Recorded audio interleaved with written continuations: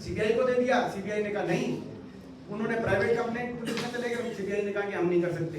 दूसरी बात, और कोर्ट ने कहा कि लीगल ओपिनियन के आधार पर हमें कहते हैं कि ईडी इसमें मनी लॉन्ड्रिंग की या किसी और वित्तीय मामले की इन्वेस्टिगेशन इसमें नहीं शुरू कर सकती, क्योंकि इसमें कोई क्रिमिनल, कोई सीबीआई नहीं कर रही, कुछ है ही नहीं क्रिमिनल, कोई क्रिमिनल मामला हो तो।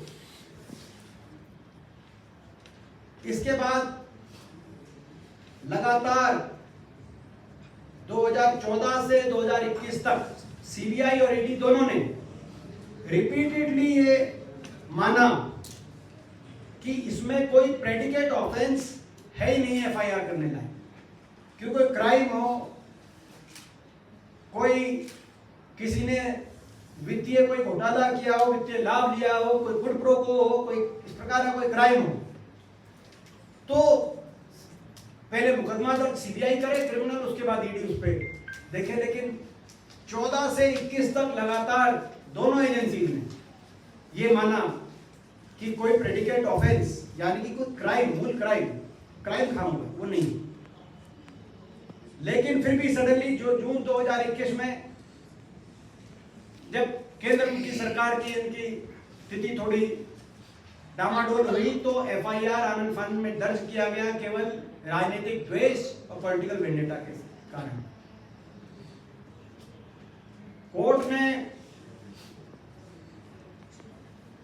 अब जो फैसला आया है, एफआईआर दर्ज करी, आपको याद होगा राहुल जी को, उसमें सभी को बुलाया गया, राहुल जी को 5 दिन तक लगातार, अध्यक्ष जी को भी याद होगा, 5 दिन तक लगातार राहुल जी को ईडी में उस एफआईआर के बाद बुलाया। अब कोर्ट ने इस केस को का कॉग्निजेंस लेने से भी कोर्ट ने मना कर दिया है, यानी कि दोबारा गए सत्य में जयते। आम आदमी की भाषा में कहें, ये जुडिशरी की भाषा नहीं, आम आदमी की भाषा, कि कोर्ट ने फाइल उठा के इसकी वापस कर दी इसमें कुछ।